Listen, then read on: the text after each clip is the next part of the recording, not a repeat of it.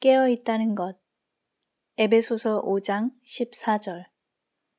그러므로 이르시기를 잠자는 자여 깨어서 죽은 자들 가운데서 일어나라.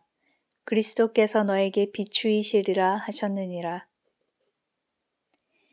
인간은 결코 몽롱하게 잠들어 있어서는 안 되며 깨어 있어야 할 존재입니다.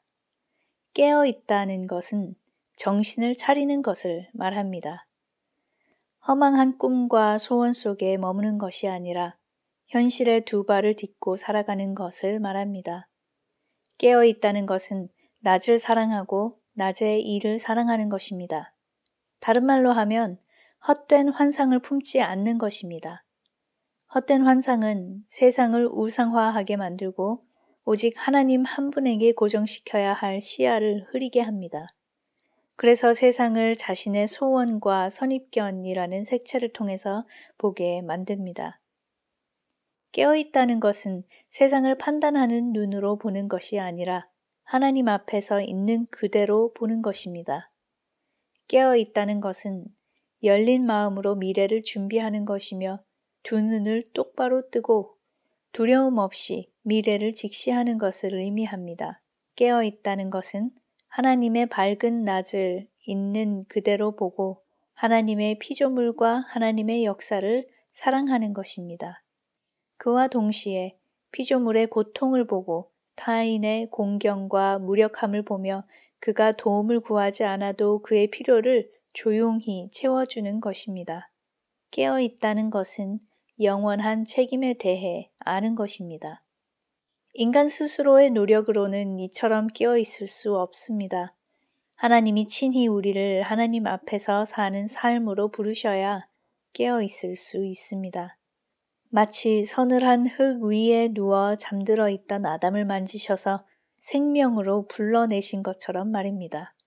깨어있다는 것은 오직 하나님 앞에서 사는 것을 의미합니다.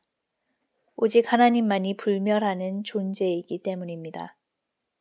그러므로 죽은 자들 가운데서 일어나라는 말은 살라는 말과도 같습니다. 이 말이 뜻하는 바를 완벽하게 표현해낼 수는 없습니다. 그러나 대략 이런 뜻이라고 할 수 있습니다. 내 모습 그대로 하나님 앞에서 살라. 즉, 가면을 쓰지 말라는 것입니다. 정말이지 어떤 가면도 쓰지 마십시오. 산 자가 되십시오. 죽은 자들 가운데서 일어나십시오. 하나님이 당신을 만드신 뜻대로 그분 앞에서 사십시오. 그러나 여기서 살라는 말은 명령일 수 없습니다. 살라는 말은 하나님의 창조의 말씀 그 자체입니다.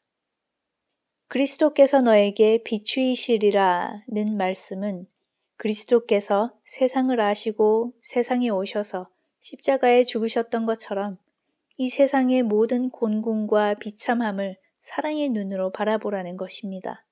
그리고 사랑 안에서 모든 곤궁 너머에 있는 마지막 소망을 인식하라는 것입니다. 그 마지막 소망은 유일하신 세상의 주님께서 오셔서 그분의 사역을 영화롭게 하실 것이라는 사실입니다.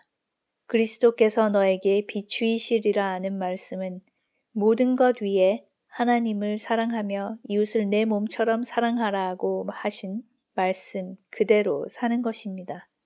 그것이 바로 산다는 뜻입니다.